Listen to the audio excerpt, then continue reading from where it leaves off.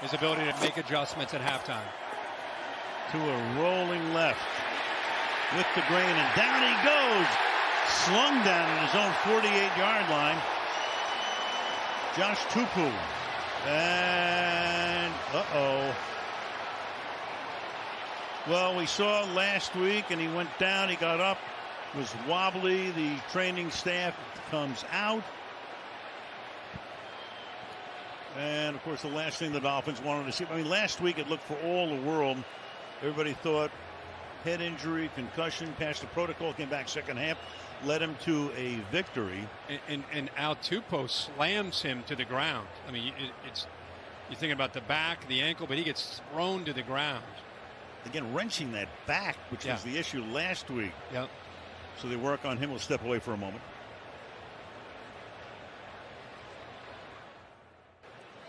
Not going to speculate, but Tagovailoa is still down as they work on him, and we'll show you in a moment the way his fingers were stretching out at the end of that play.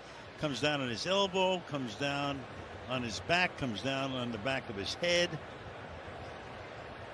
With serious force, he goes down. Right, and right as he goes down, you could see both his hands.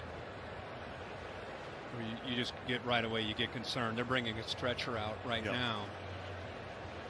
And he was brought down. I mean, a big man bringing 340 pounds, bringing him down with a lot of force right onto his back and on the back of his helmet.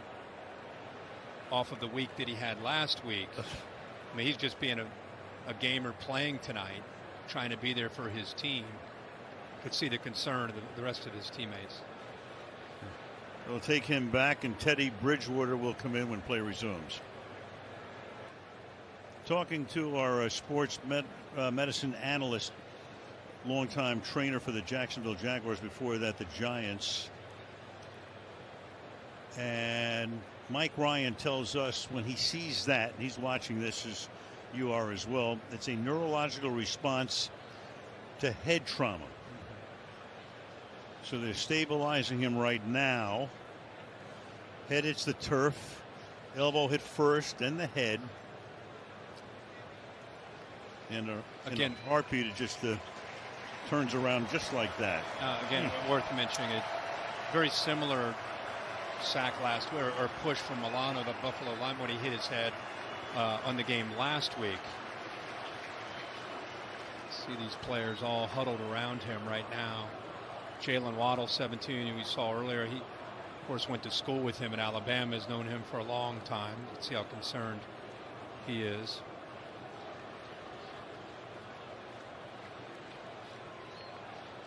So Tua, and the Tua chant going up from the Bengal crowd.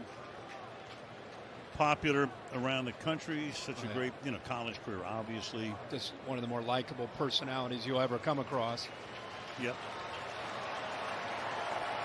And they'll take him back initially to the locker room. There was the coach, Mike McDaniel, with the send-off, and we'll get, as soon as we can, obviously, the official word as we hear it.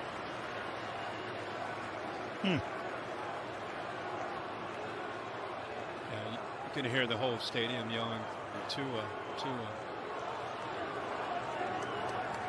Stabilizing him, keeping the helmet on as they wheel him back. And so Teddy Bridgewater, no stranger to the NFL, as a starter with Minnesota for a number of years, 9th year in the league out of Louisville. Man who himself had a terrible knee injury back in 2016, which appeared to be career ending at that point. But back he came, and here he is.